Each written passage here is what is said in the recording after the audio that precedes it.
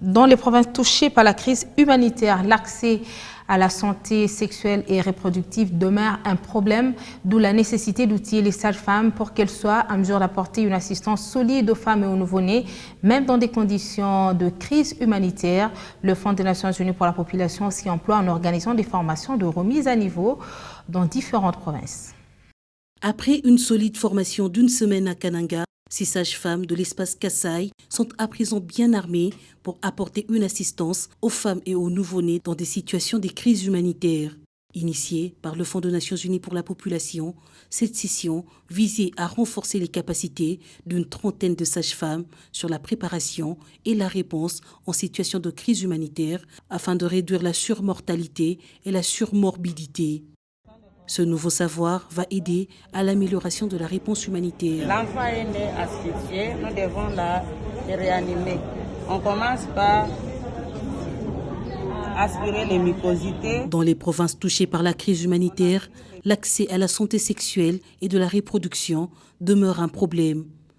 La disponibilité du personnel compétent, son assistance en santé de la reproduction, violences basées sur le genre, prévention des abus et exploitation sexuelle dans un esprit de redevabilité est un atout majeur. De l'importance des formations. Dorénavant, la sage-femme qui sort des écoles de formation sort déjà avec les connaissances de la réponse, donc prêt pour une réponse humanitaire. Le sage-femme prestateur pour déjà renforcer le système de santé. Et puis, le sage-femme provenant des écoles de formation qui vont jouer dans l'enseignement de ces programmes, afin que demain, nous ayons des sages-femmes qui automatiquement auraient des connaissances, des compétences en humanitaire. De la prévention des décès maternels et néonatals aux complications obstétricales, dans la rétention placentaire, l'une des causes de l'hémorragie postpartum, à la réanimation du nouveau-né asphyxié, autant de matières qui étaient expliquées par des sciences pratiques. Comment prendre l'hémorragie du postpartum en charge? Comment aider une patiente qui est en choc? Comment aider une patiente inconsciente? Comment prendre en charge la pré-éclampsie sévère et l'éclampsie suite à l'administration du sulfate de magnésium?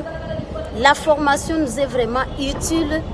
Nous sommes parvenus à découvrir les différents gestes qu'on oubliait ou qu'on ne connaissait pas. Nous avons eu beaucoup de thématiques.